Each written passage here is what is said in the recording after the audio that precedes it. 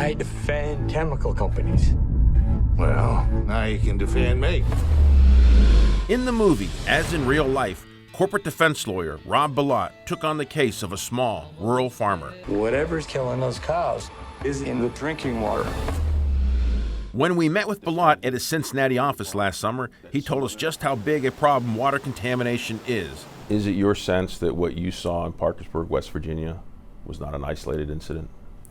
It's certainly not an isolated incident. You could have similar issues in other areas across the country where, frankly, we don't know, that particular chemical was used in the manufacturing process for years and went up into the stacks and out into the river or into the local landfills. The toxic substance at the center of Bilott's legal battle is called PFOA, a man-made chemical linked to cancer and other deadly diseases. It's part of a larger class of chemicals known as PFAS that have raised alarming health concerns nationwide. In our investigation, we identified more than 1,900 locations where there is suspected or confirmed PFAS contamination of groundwater, private wells, and public water systems.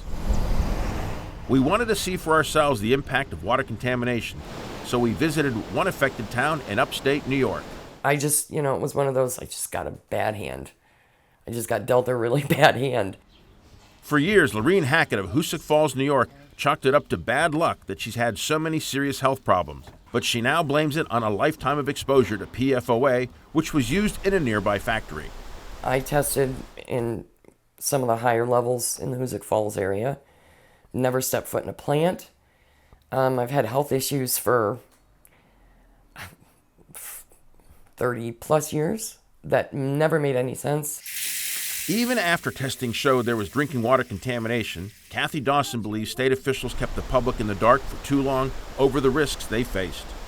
Even the governor failed to notify us that our water was unsafe. He knew for 18 months that we were drinking poison before he stepped in and said, don't drink it. You can't boil it away.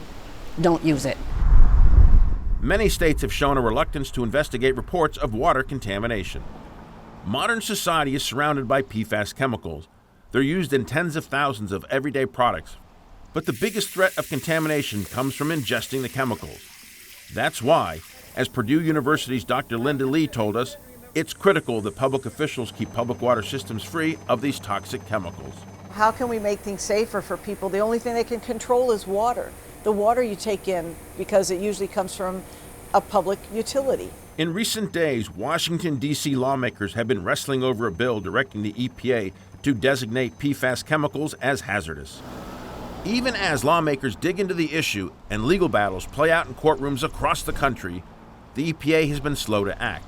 In a written statement, the EPA referred us to its PFAS action plan, which says the EPA will continue to protect human health and, where necessary and appropriate, to limit human exposure to potentially harmful levels of PFAS in the environment.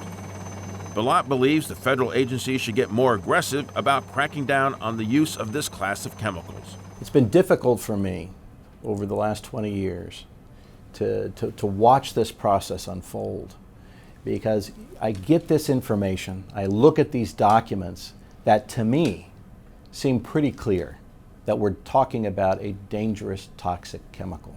What we already have shown about the human health effects.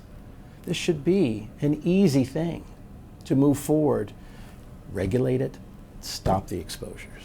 For now, there are bigger challenges ahead. PFAS chemicals can be filtered from water systems, but they can't be cleansed from a person's body. We were poisoned, and we are still poisoned. For Inside Your World Investigates, I'm Mark Hyman in Hoosick Falls, New York.